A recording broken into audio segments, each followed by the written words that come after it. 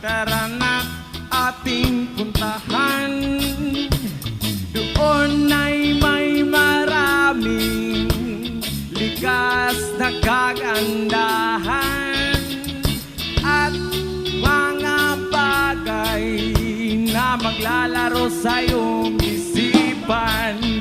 Halika na, sabay tayo, at kung sinong may gusto